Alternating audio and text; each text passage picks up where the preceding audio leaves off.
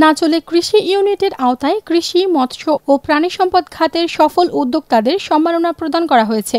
আজ সকালে নাচল ব্যাডমিন্টন অডিটোরিয়ামে সম্মাননা প্রদান অনুষ্ঠানে প্রধান অতিথি হিসেবে উপস্থিত ছিলেন রাজশাহী বিভাগীয় প্রাণী সম্পদ কর্মকর্তা ডাক্তার আনন্দ কুমার অধিকারী। তিনি তার বক্তব্যে বলেন,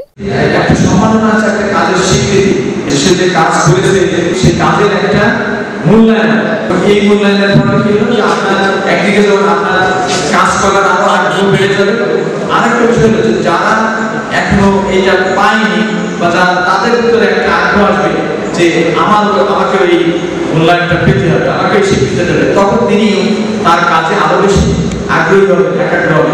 প্রয়াসের প্রতিষ্ঠাতা ও নির্বাহী পরিচালক হাসিব হোসেন সভাপতির বক্তব্যে বলেন, মানুষ সমাজ বা একসাথে চলতে ভালোবাসে, তো এই সমাজকে এগিয়ে নিয়ে যেতে হলে সবাইকে কাজ করতে হবে।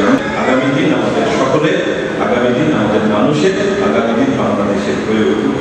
অনুষ্ঠানে বিশেষ অতিথির বক্তব্যে জেলা প্রাণী সম্পদ কর্মকর্তা ডাক্তার মোহাম্মদ গোলাম মোস্তফা বলেন, আমি বহু এনজিওর সাথে কাজ করেছি, কিন্তু এত সুস্থির এত সুন্দরভাবে শুনলেন যে এখানে তাদের কৃষিদের মৎস্য এবং প্রাণী সম্পদ কর্মকর্তাদের তাদেরকে নিয়োগ দেওয়া হয়েছে এবং সুশৃঙ্খলভাবে তারা এগিয়ে নিয়ে যাচ্ছে, যেখানে অন্য কোনো এনজিওরা এই ধরনের ভালো কোনো কর্মকর্তাকে আমরা দেখিনি।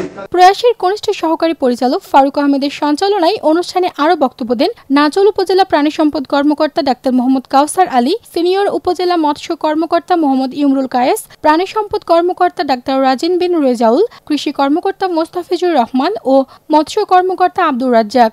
এ সময় আরও উপস্থিত ছিলেন সহকারী প্রাণী সম্পদ কর্মকর্তা ইমদাদুল হক, সহকারী কৃষি কর্মকর্তা মোহাম্মদ শিফাতুল্লাহ ও মনিরুজ্জামান, সহকারী মৎস্য কর্মকর্তা আব্দুল্লাহ আল কাফি সহ নাচল উপজেলার কৃষি, মৎস্য ও প্রাণী সম্পদ খাতের সফল উদ্যোক্তাগণ।